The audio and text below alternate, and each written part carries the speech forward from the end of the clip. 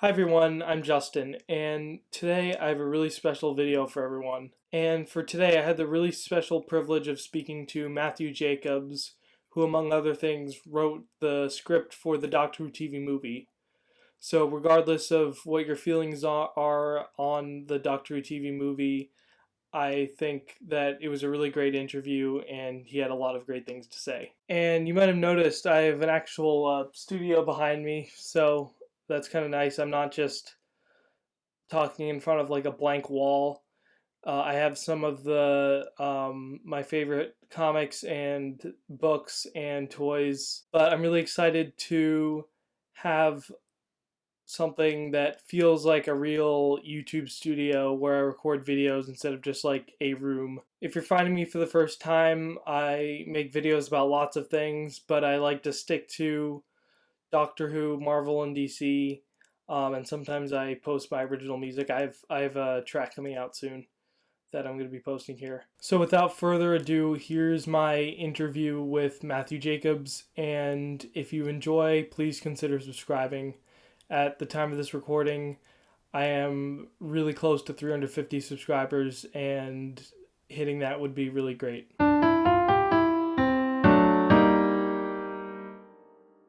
So, hey everyone. Today I have a very special guest with me. His name is Matthew Jacobs, and he is the writer of the 1996 Doctor Who TV movie.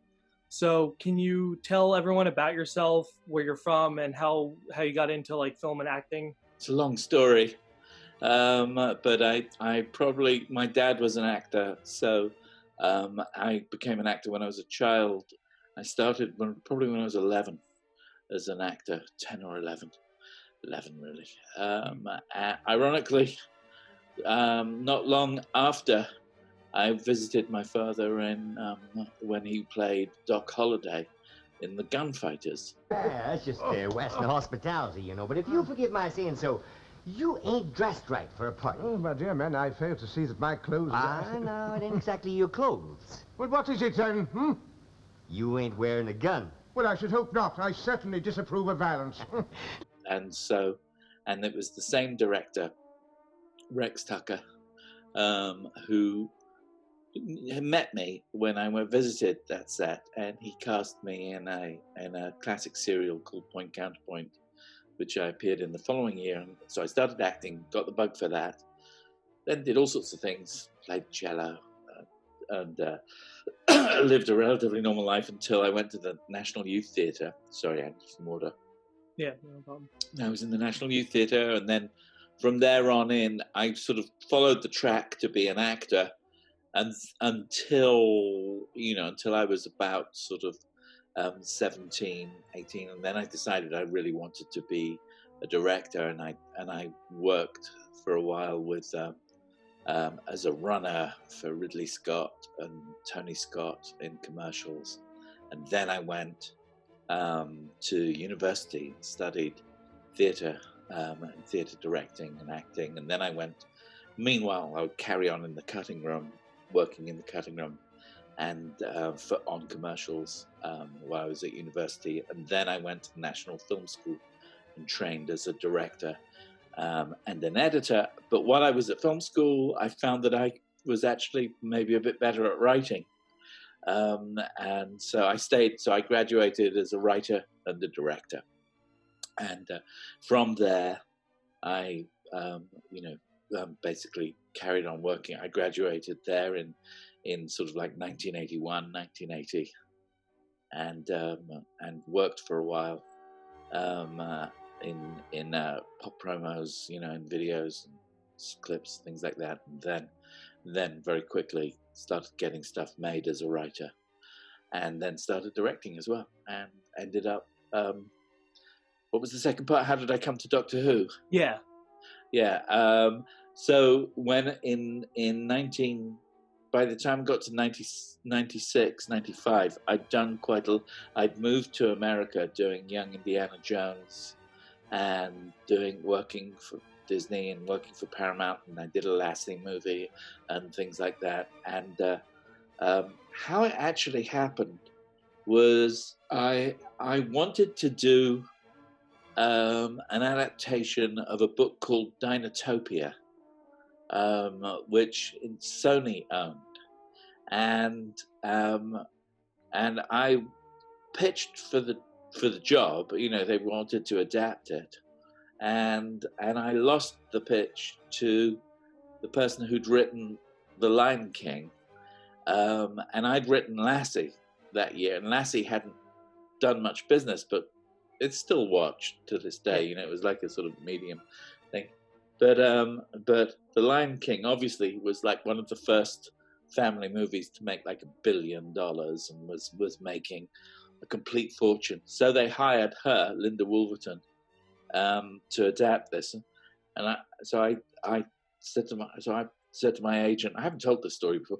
I said to my agent, I would like, please get me one of those cartoons. And she said, so not being agents are not known for their imagination. So she just set up a meeting with Roger Allers, who'd done The Lion King, and this was before Doctor Who,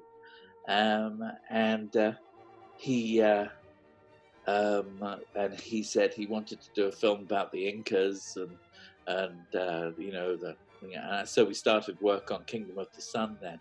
So I'd had that sort of reputation, and that particular agent, she was very sort of down to earth, and once that started happening, then people knew that I was, that I was working in that general field. So it came in. So Doctor Who came in as a very simple offer. My agent didn't really know what Doctor Who was that much, because it was, it was very much a cliquey thing in America at that time, and so she called me up, and they'd actually asked for me because Fox, and the person who ran Fox, Trevor Walton, was somebody who I knew from way back. I'd also worked for the BBC. At that point, Universal were involved, and so I'd worked for them. I'd worked for Ambling on Young Indiana Jones, and so both Fox, BBC, and Universal knew my work well. So they called me in to pitch, and they'd been developing the project for some time, and this was very early. This was in, I think this was 90. God, I get it all mixed up. This was in '95, I think. It was quite early, and they said, so what do you want to do?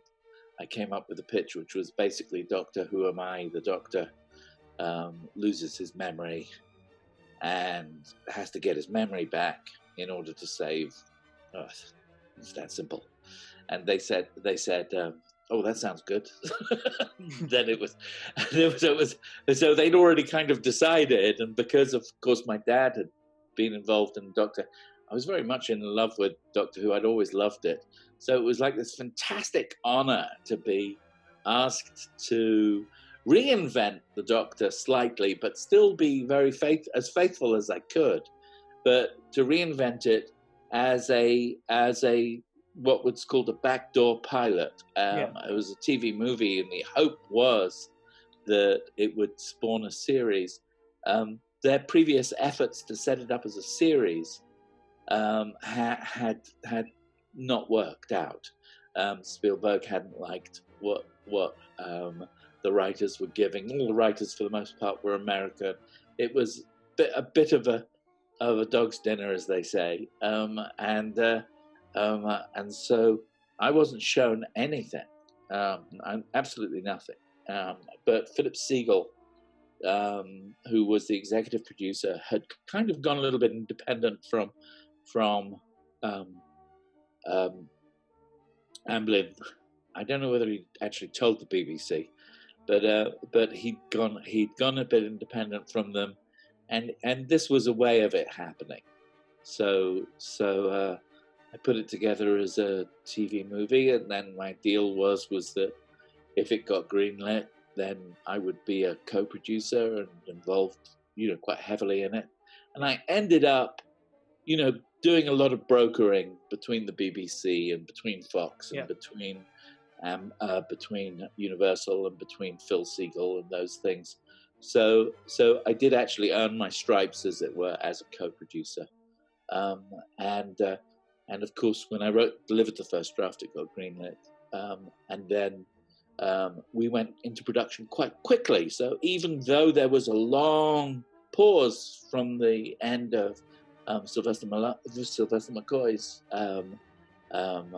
doc to mine, even though that had been 89, and it was like sort of 6 years. Really, from when I came on board, it happened very quickly. I wrote it in a couple of months, and then it got greenlit, and then it was a lot of furious rewriting, playing around with it until we were suddenly in the middle of the winter in Vancouver, pretending Vancouver was San Francisco, which was where I lived in San Francisco at that time, which is why I'd wanted to set it there, and we shot it in Vancouver. So that's a long answer to your question of how did I go from being born to doing Doctor Who. Nice. Yeah, so kind of like you mentioned, like all the redrafting and stuff like that. Were there certain scenes that you wanted to have in the movie, but that were ultimately taken out? Well, that's a very good question. It's hard when you write a film. You tend to sort of you normally either go along with the rewrites, and therefore what you want to be judged on is what actually ended up on the screen, rather than earlier versions. I think there was a if I remember rightly, the original draft. I don't know whether you've read maybe some of the earlier drafts. I know some of the earlier drafts are around. Yeah, I looked. I actually had trouble finding it online and stuff. So, so I haven't. I'm not familiar with like the early drafts. I was at a convention and somebody came up and they said, "Will you sign this?" And it was the very first draft. Mm-hmm. And of course in Phil Segal's book, Regenerations, there's a book that he wrote which is all about it. Mm-hmm. He goes into detail in the difference between the first storyline that I wrote, and there's not much difference. The central story is exactly the same. Okay. It's basically what I pitched to you. The idea of bringing in the Master was pretty much always there as well. So, and the idea of the regeneration from the 7th to the 8th was always there. The thing that wasn't there, I think, in the first draft to the same extent, or done in a slightly different way, was the business of bringing back to life all the companions at the end, which I have to say I've always I don't mind it. I think Jeff did a brilliant job doing it in a very emotional way, and it's rather sweet, but it's kind of like magic, and I don't really think Doctor Who is really about Doctor Who being magical. Right. So in the original draft, yes, they did want everybody to live and be there at the end, but it was slightly better explained in terms of a thing called the Millennium Star. If I remember rightly, there was I suppose you'd call it an astral anomaly that was going on, that enabled time to go back. Or there was when in the finished film she says, "We're stuck in a temporal orbit." Yeah, it's what harks back to that. The temporal orbit is basically this kind of weird anomaly that really only happens then, which allows for them to come back to life in some way. It's a bit vague and a bit stupid, but at the end of the day, that could have been clearer. Also, in the first draft, it was more about everybody's ancestry, the regeneration that goes on, and Chang Li had a bigger role, and you saw he had a struggle with his father, and he had a struggle with his ancestry, and it was much more defined, what his ethnicity, if you like, led the impact of that on the story was richer. So we saw his past. We saw, in the climax, we saw everybody's past was brought out. So that it was, and I liked that. So if you're going to say if there's anything I regret, I regret the simple idea of this being the special event where everybody's past and everybody's present would be in the same place at the same time, and therefore anything could happen. A little bit of that remained. Certainly, the idea that the TARDIS is a universe within a universe, and the TARDIS, the interior of the TARDIS, is infinite. Yeah. And the idea that there could be ongoing adventures that would happen inside the TARDIS, rather than always having to arrive somewhere and go out. Yeah. Cool. So I'm wondering, and I think a lot of people kind of had this question. Did you ever consider, or did anyone consider having Ace in the movie, or what was that even like a possibility? Well, it was great. I got to meet her at the first convention I did. It was wonderful. And it was the first panel was about the sort of difference between the 7th and the 8th Doctor. And I was very nervous because it was my first panel. And she was really sweet and really nice. And she asked the same question. And for a few minutes, we thought, well, if we're going to have Sylvester in it, then we should have Ace in there as well. Yeah. And we did talk about it very briefly. But it never actually made a draft. I mean, it's a contentious point, as the whole regeneration is a contentious point. A lot of people were saying, just start anew with a fresh Doctor, like they did with Christopher, like they did with Eccleston. Yeah. But I didn't. I thought there was already enough of a change going on anyway by making this into an American show. It needed to have some continuity. Yeah. And that's why we did the regeneration. And I'm glad we did, because it's always meant that the show has been canon. It's always meant that, that Paul's Doctor stayed alive, in fact, longer than any other Doctor, in terms of, because of his presence on Big Finish. And he only at the 13th, only in 2013 did they actually think to kill him off. Yeah, so one of the things you talked about in your Phantom Events interview was that you thought people were unfair. I think that's what you used to like the Eric Roberts master. So can you elaborate on that and discuss what you like about him, and either could be like how you wrote him or the Eric Roberts performance? Well, Eric's he's a really good actor. Yeah. The reason we had to. The reason he ended up getting cast was also a matter of expediency. It became a trade-off. They wanted it as an American show. They said, why on earth should we cast a British Doctor?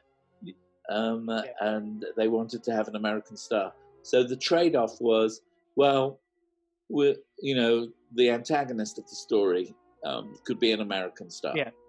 So that's why he got cast, basically.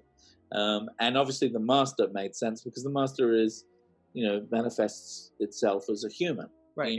And so it meant we could cast an American. I loved his approach. I mean, how it was written was, I did do it in a sort of flowery, sort of pantomime kind of, because that costume, I mean, is most definitely comes straight out of English pantomime for a villain. Yeah. It's like the big shoulders. Right. And everything. You've got to remember, Doctor Who was a children's show in its inception. There's a great deal of campery about it, and even with the Doctor, whatever is a very much a camp character. I don't know if you know what that word means. Yeah, I do. But it's definitely something that comes from the 60s, and so the villains suitably are wacky and wild and strange, So I have always felt the Master was a bit of a demon, almost mustache twirling. Yeah, In yeah. other words, he's his own enemy. Most really good villains are their own hero. So Yeah, when you write a villain, it's very important to remember that the villain doesn't regard themselves as a villain unless they're a mustache twirling demon of some kind, in which case they get off on it. So I think this was a mustache twirling villain. He was fun, and Eric liked that about it. He liked having these speeches, and he'd been trained at RADA in England, and he's a very, very skillful actor. And he went, oh my gosh, this is like pantomime. I want to play this role like that. I want to be the bad guy. Yeah. And he did it. And in fact, when we ended up on the shoot, there have been a lot of rewrites, and they pulled a lot of his dialogue right down to one-liners and things. And his immediate response was, "No, put back in the fun stuff." And he wanted that. So the Master isn't really, in my inception of the Master, isn't very deep. And tonally, the show, I hope, straddles the sort of I think the deepest part of the TV movie is the Doctor's love of humans, and the fact that the Doctor is someone who can kiss somebody, who can express his pure joy through something that humans do when they're happy. They embrace people, they give them a kiss. I mean, we don't do it now. Yeah. But it's something that the humans do wonderfully, and so that's where that initial kiss comes from. And then he develops. He's a romantic character, and that was very much what Phil Segal wanted. Yeah. And I think Paul slightly less. I mean, Paul I think was more going in the Chris Eccleston route. Right. He would have gone that way if he'd had an absolute choice. But they shoved this wig on his head, and he had to be like sort of Byron-esque Doctor. It was a sort of synthesis of all the other Doctors that had come before. Yeah, so staying on the Master in this movie, so one of the things I found really interesting in the movie was the relationship between the Master and Lee. And yes. And it kind of reminds me of like Thanos and Loki in the Marvel movies, like how how there's like an older villain who like kind of like corrupts a newer villain. If your force is as formidable as you claim, you question us. You question him. He who put the scepter in your hand, who gave you ancient knowledge and new purpose when you were cast out, defeated. I was a king. The rightful king of Asgard. My body can do this 12 times, but he's taken most of my regenerations. What do you do with them? Unspeakable crimes. Like what? Genghis Khan. What about him? That was him. No way. Yes way. Look, I'm no saint, but he is evil, and he's doing it all with my body. So what inspired you to write them like the way you did, and how is the writing trope like beneficial to stories, if that makes sense? I think that's a really good observation, Justin. I think that's a sort of, not many people see that. Yeah. And to have a companion who's been on the wrong side of the tracks and then decides to go on the right side of the tracks. Yeah. We always invest in people when they go on, what is commonly called a redemptive arc. Yeah. And the redemptive arc is the trope you're really talking about. Mm-hmm. And it's very hard to have a redemptive arc for the Doctor. It's very hard to have a redemptive arc for the Master. And we get to invest in Lee because he's he tries to save the Doctor. He's actually not a bad guy, even though he's in a gang, it's Chinatown. It's about as cliched as you can get. And then of course he's he was a richer character before. That's the part that was lost from the earlier drafts. In the earlier drafts, it was his relationship with his father. There was a backstory for him that doesn't really come through in the finished film at all. So he tends to be a bit of a tool. He tends to be, which is a shame, because he's a much richer character. And I think, I think it is a trope that we end up using a lot. I didn't use it cynically. I used it as something that I could invest in. I also wanted something that was particular to San Francisco, and the Asian community in San Francisco is massive. Certainly it was in Vancouver. So when we went up there, there was a lot of stuff we could have shot. So I wonder, you don't get that really so much in London or, on other planets. Yeah. So we wanted to make the first story at least earthbound. One thing, moving over to Paul McGann's Doctor, someone pointed out to me that he's very poetic, like in his dialogue, especially in that first scene where he first remembers Gallifrey. A meteor storm! The sky above us was dancing with lights!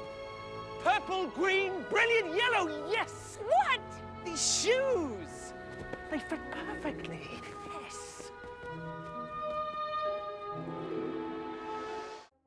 Is that something you did intentionally? And what made you decide to, if so, what made you decide to write him that way? I think when you write something, you end up bringing a little bit of yourself to it. Yeah. And for me, the Doctor is essentially when you say poetic, I suppose what you mean is he's a person who likes to be able to use the English language or use languages to sort of talk about what lies underneath things. What's behind a flower? Why is a flower so beautiful? Yeah.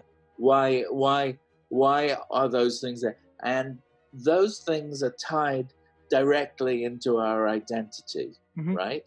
Yeah. So quite often we can recognize who we are through images, through memories, through those things. So him going out at night to test out the new shoes, which I actually just got some new shoes, and they do fit. And him going out there and just the simple joy of that, and walking around, not really knowing who he is, but then he looks up into the stars and he remembers being with his father and all of that. Those primal memories of love and things are very much part of him, and they're very much the human side of him, if you like. And so yes, I suppose he is poetic in that view, and he acts through his heart. Yeah. And I think that's because he has two of them. Yeah. And that's very much there in, I think, all the portrayals of the Doctor that came after. I think was there in a little bit some of the other Doctors prior, but in Hartnell's original Doctor was lovely, but was essentially, your uncle or your grandfather, really. He wasn't really someone who you could possibly have a romantic relationship. Yeah. He was more of a curmudgeon, crusty but benign, whatever the cliche is. That's what he was, and then bit by bit, the Doctor becomes more of a hero, and by hero I mean somebody who is prepared to risk their existence for somebody else's existence. And that's heroic. And so you want that because you want to be able to root for him. So the poetry is tied into his heroism in a way. And it made him fun to play. It also meant I could espouse ideas that I've always been fascinated by science fiction. Yeah. And the thing I love about science fiction is it provides a perspective on the human condition. If you pick up Arthur C. Clarke writes his short stories, and they provide a perspective on the human, on how we exist, on their existential stories. So the Doctor is this fantastic opportunity to put lines like "I love humans." Mm-hmm. They always see patterns in things that aren't there, which is a thing I've often felt. I've often thought this is amazing that we do that. Fluctuations that apparently only happen once every 1,000 years. Here's what our cameras in Hawaii saw. I love humans. All of us seeing patterns in things that aren't there. So great, I've got a character who can say that stuff, and he becomes a bit of a mouthpiece, in as much as he's a bit more of a philosopher than maybe other Doctors have been. And really, that was those lines, those poetic lines, if you like, were always there in the first draft. They were the thing that made me enjoy writing the Doctor. And then later on, through collaboration with Jeff and with and certainly Paul and certainly other people, those things would be lightened up with lines like "These shoes, they fit," or I travel all around the world and finally I meet the right guy who's an alien. Great! I finally meet the right guy who's from another planet. You know what I mean? Things like that. It's those. So those lines would be there to counterpoint lines like that. The universe hangs by such a fragile thread of coincidence. It's impossible to it's useless to meddle with it. And that's like me. You're a China. So you have I can say pompous stuff like that, and I enjoy saying that. But then it needs to be counterbalanced by more down to earth stuff. So, just like moving more over to like the behind the scenes kind of thing, Fox and Universal were like heavily involved in this. I'm kind of wondering about the like who exactly, if I could understand if you don't know, but like who owns the rights to like the characters that were created for this. So like Lee and Grace, and like what if Big Finish or BBC wanted to bring them back, like what would be like the issues surrounding that? I asked that question, obviously. So it's and the straightest answer I got was from Phil Siegel, who was the executive producer, and he said that Universal own the original characters that I created for the TV show. Yeah. So Universal own those characters. Okay. So whatever is done with those characters has to be done in terms of licensing them from Universal. And but Universal I doubt if, or what Philip said is he doubts if there's anybody at Universal who even knows that they own them. Yeah. So it's like one of the reasons the show didn't get picked up is not, or the main reason the show didn't get picked up is not because it lost the night to Roseanne.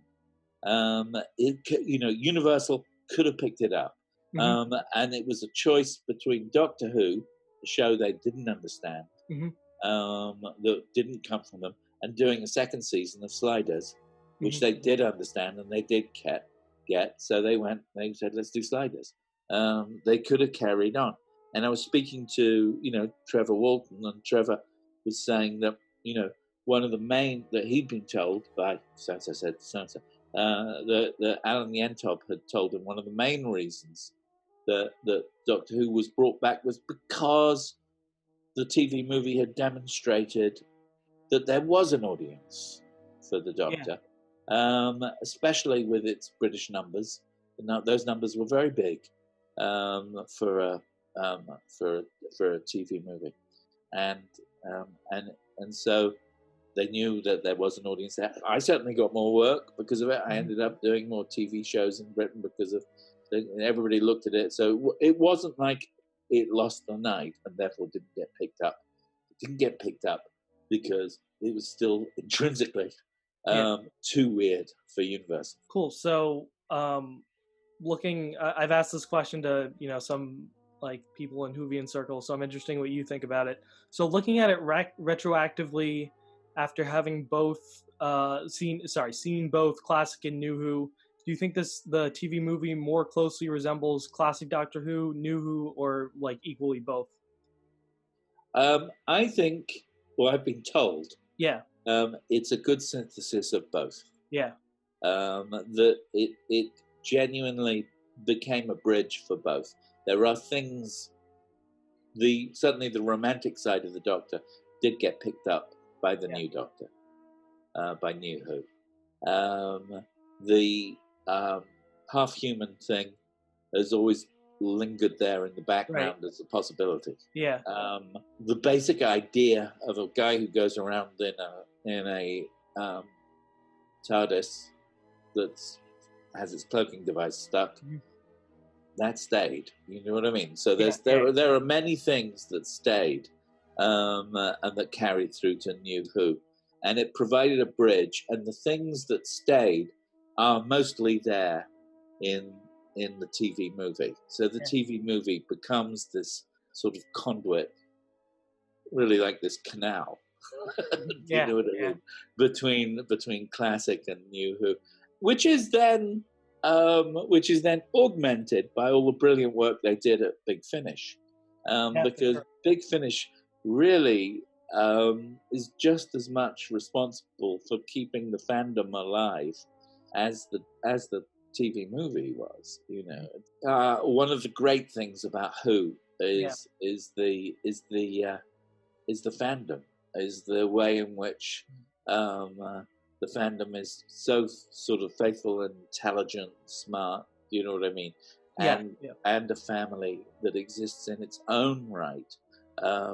It's not like a here today, gone tomorrow kind of fandom, like the fandom that you have for Game of Thrones, or Stranger Things, or whatever, where it's like suddenly it's massive, and then it's gone. You know, the thing about Doctor Who is it attracts people who really like to have conversations. Mm-hmm. Yeah, definitely. Do you have a favorite scene or line in the movie? I suppose I've always really liked the "I love humans" line. I love, you know, I like the campier lines, like I always dress for the occasion.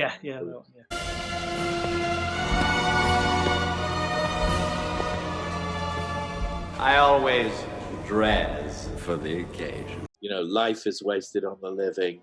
You know, there's a whole bunch of quotable lines. I mean, it's one of those shows, and I think every writer who's worked on it, it's just like, it's a chance to mess around and write these great lines, and also come up with ideas. I think the new show is doing very well, and I mean, I think I actually like all the Doctors. I really like the new Doctors, the stuff that's came back since 2005. I like it more so, in fact, than this is probably controversial. Is that I like the new Doctor better than the classic Doctor. Mm-hmm. The classic Doctor, yes, lovely, but for me, it reminds me of the past. Sometimes I don't want to be reminded of, and it's so that's you know, we've moved on. Mm-hmm. Do you feel like, so I've one more kind of question specifically about the movie, and then I have a few questions from subscribers. Right. Do you feel like The Night of the Doctor was a good wrap up for McGann's Doctor, and do you think he should have had, do you think he should have had a bigger role in the 50th anniversary? I don't think he should have had a bigger role in the 50th anniversary. I mean, obviously, there's this loose end. I think it was fantastic that they and it was a beautiful surprise for me. Mm-hmm. I was sitting there in my apartment in San Francisco, you know, feeling like Cinderella. I'm not being invited to this ball. It's all happening in everywhere, complete mania all over the world. You know what I mean? And what about us?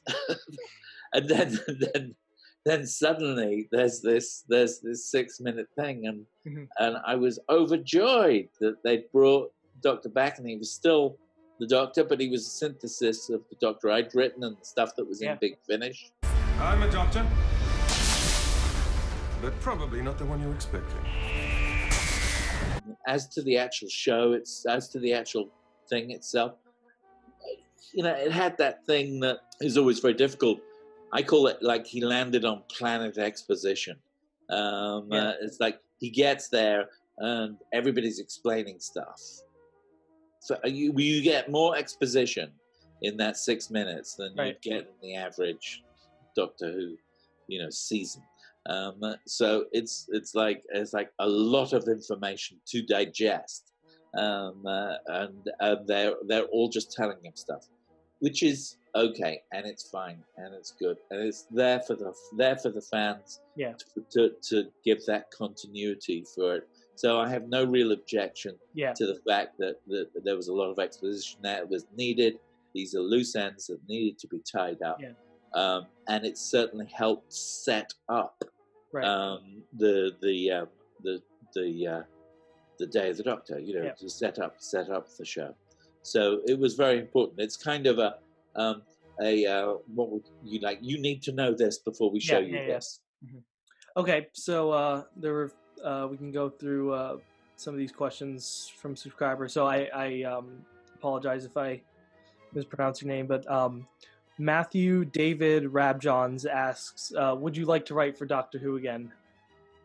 Yeah, of course I would. Why not? But I'm not. They don't want me. I mean, it's like they've got their own group of writers. Right. And, if they brought me in, I don't know. Maybe if the Doctor traveled back to the mid-90s, then I'd be cool. They need shoulder pads and Matthew. Mm-hmm.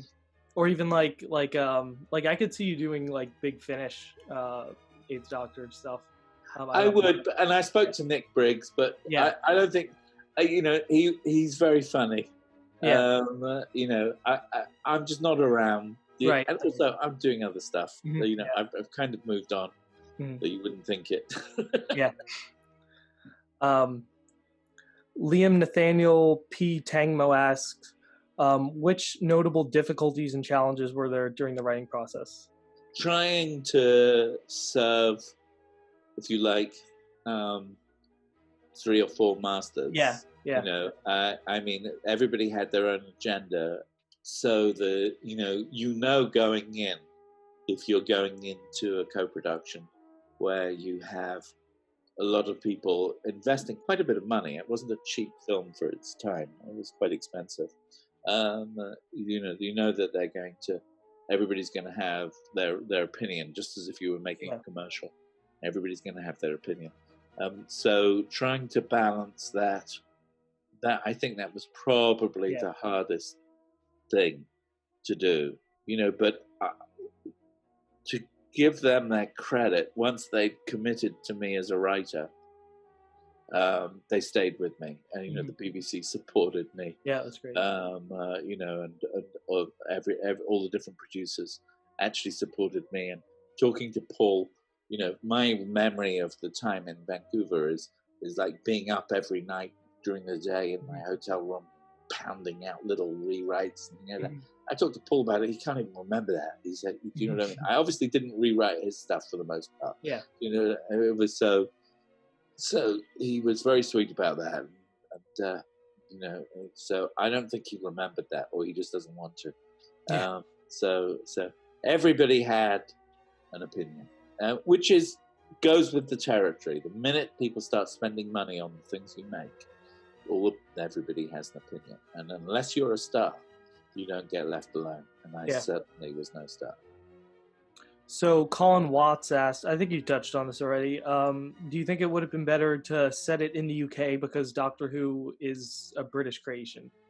That is a really good question, The nearest thing we could do to set it in the UK was to have a British equity member playing the Doctor. That was it was going to be set in America because they wanted it to be an American show. Yeah.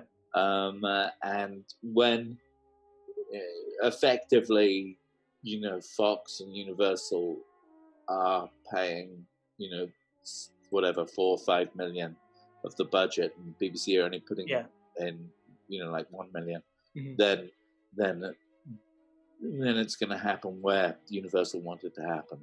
Yeah. So we ended up setting it in America, and that was a given right from the beginning. Right. They wanted it set. I mean, there was a possibility that at some point, I think, with some of the previous incarnations, that it would be set in space on different planets, and certainly then it would involve Britain. There's that. I think, and all of that I read about later.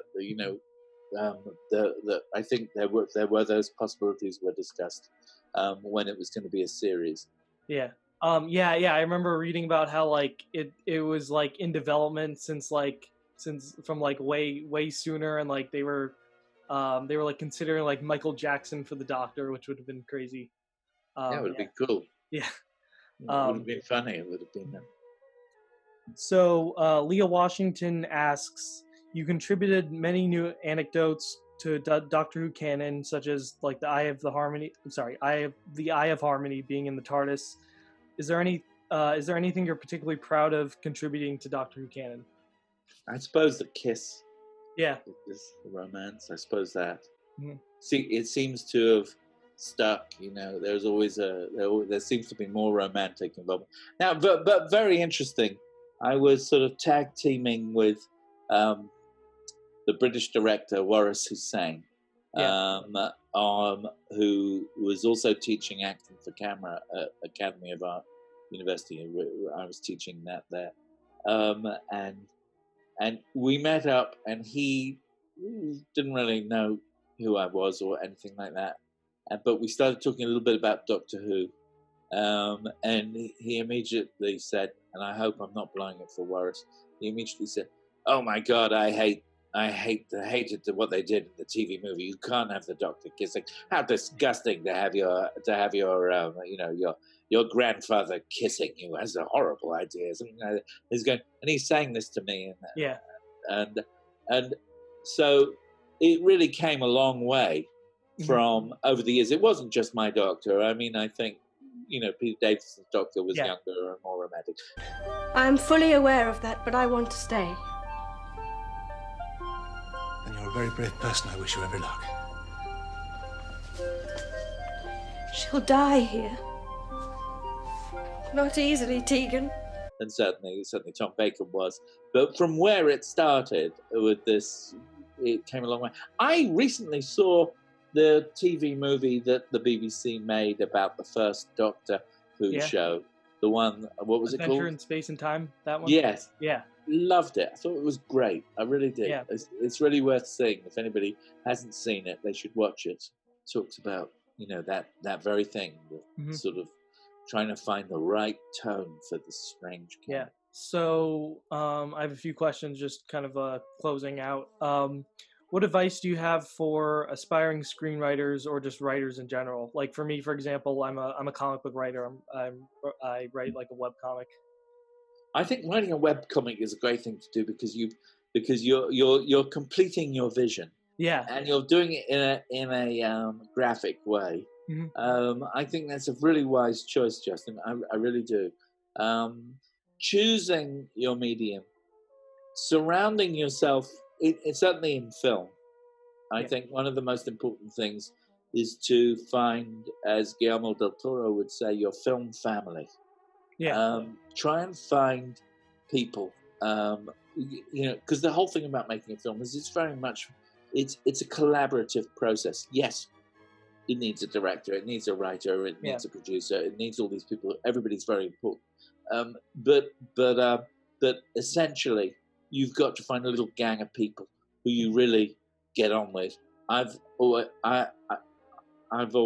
relied on my friends who I work with, like Bernard Rose and and people who I've met along the way. But initially, I met them at film school. So my advice is, however you can do it, create a little community around yourself. And then those friends become the bedrock of a career.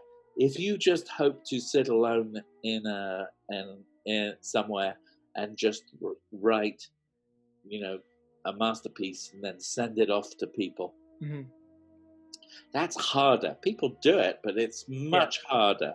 It's much harder. Normally finding somebody to collaborate with. I mean, I do consulting sometimes with people. If I find somebody who I like I feel like I can help them get stuff made, then I'll work with them and help. But always the process is always about introducing them to somebody else, about finding a home for it that's right for the project.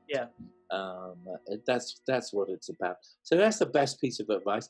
The other piece of advice is try and work out what your fingerprint is. Try and work out what it is that is unique to you.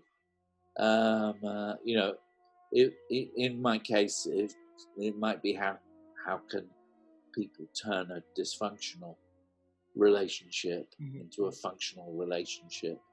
And I'll find that no matter what I'm writing that story. And if I'm writing Doctor Who, or if I'm writing a ninja movie, normally it's the same story. There's something about a writer that where you have a fingerprint. There's something that's yours, no matter what discipline you're working in. And if you can become a little bit aware of what your voice is, then you develop an identity, a uniqueness. That uniqueness becomes the reason why somebody would employ you, because they want your voice on this project. If they want more edge to a children's show, they tend to come to me because they saw Paper House. Do you see what I'm saying? So they'll come because of that, which was neither a children's movie or a horror movie, but it was certainly a film that was liked. So as a result, Jim Henson comes through the door and says, "Okay, well, will you do this? Bring that style to this Jim Henson movie." And a career builds that way. So you develop a voice. So those two things: create a family, and find your voice. It's great advice. Can you tell me about the new Doctor Who documentary you're working on, Doctor Who Am I? Doctor Who Am I is a fun documentary that really I had given up on ever being involved in the world of Doctor Who again. And then when the Night of the Doctor, when they brought the Eighth Doctor back, suddenly I started getting invited to conventions. And initially I was invited to a convention in Jacksonville in Florida, and I just had this image of what's this going to be like? I'm going to be there among all the alligators and Doctor Who fans, and it's going to be very weird. And I told my friend Vanessa Ewell, who's a documentary filmmaker who'd worked on the previous two movies with me, Your Good Friend and Bar America, and very talented filmmaker. And she I was saying, I don't really want to go. I'm not going. And she was saying, "Oh, you've got to go, and we should film you going because it sounds like." So, and she's a big science fiction fan as well. She knew about Doctor Who, and so she said, "No, let's just make a documentary."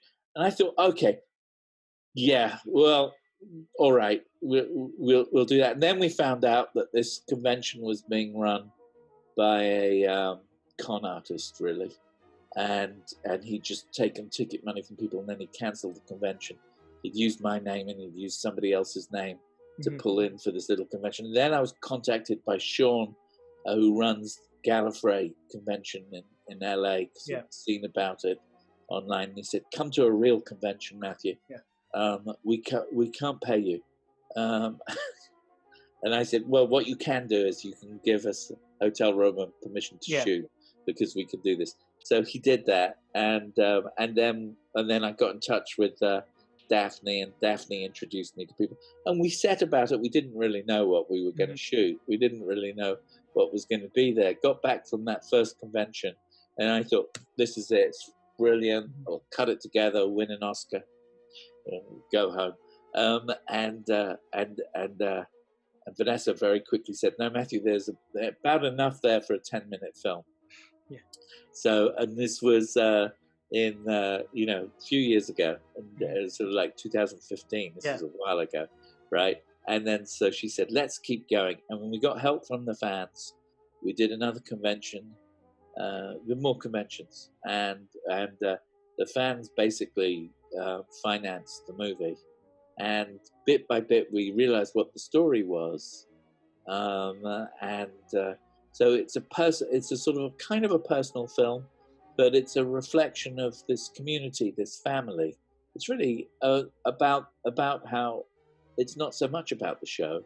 Yeah. It's about how, as a community, we all give to each other, and certainly the community gives to me, because it takes me back to like the gunfighters. I do this wild journey in the story, which is both kind of a little bit funny because at the beginning I'm a little curmudgeonly. I'm a little, Doctor Who fans, yes, or there. What a weird bunch. And we've shown it to fans. We've done some test screenings, and they adore it because of that. Because it's a sort of honest journey, and in the end of the day, I'm making a journey, and in the end of the day, I become a fan. Mm-hmm. You realize that in some ways I wasn't a fan before the journey, but by the time you get to the end of the journey, I become a fan,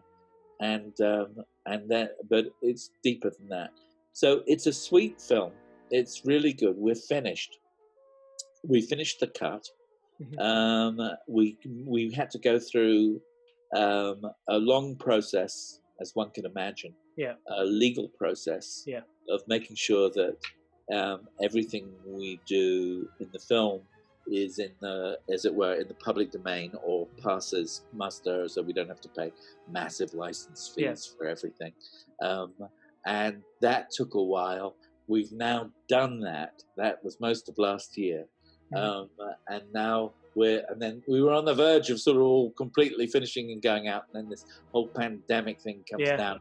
Suddenly there are no festivals to go to, or anything like that. We've got a very good British producer who's come on board, Colin Vaines, who produced things like, My Week with Marilyn, Film Stars Don't Die in Liverpool, The Gangs of New York, whatever. He's a really good producer, and some other people who've come on board. And we're just going to finish the film ourselves and put it out in 2021. Not quite sure where it's going to air, but I'm sure somebody will want to see it. Yeah, I definitely do. So. Oh, good. Yeah. Good. Well, you can find out about it if you just go DoctorWhoAmI.com. Yeah. Or just put it in there. People end up on the Doctor Who Am I Facebook page. It's a little bit of a sleepy page there because there's only the two of us. It's not a big organization, but we'd love people to be involved. We really would. And now as we finish up, the more the merrier.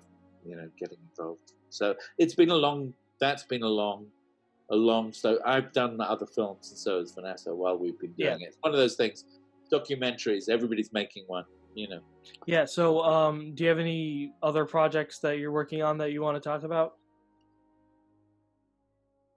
I've got lots of other projects. I'm not too sure whether I can actually talk about them. Okay. Because they're sort of early days, or some of them are, still under wraps, and in the current climate, it's hard to know.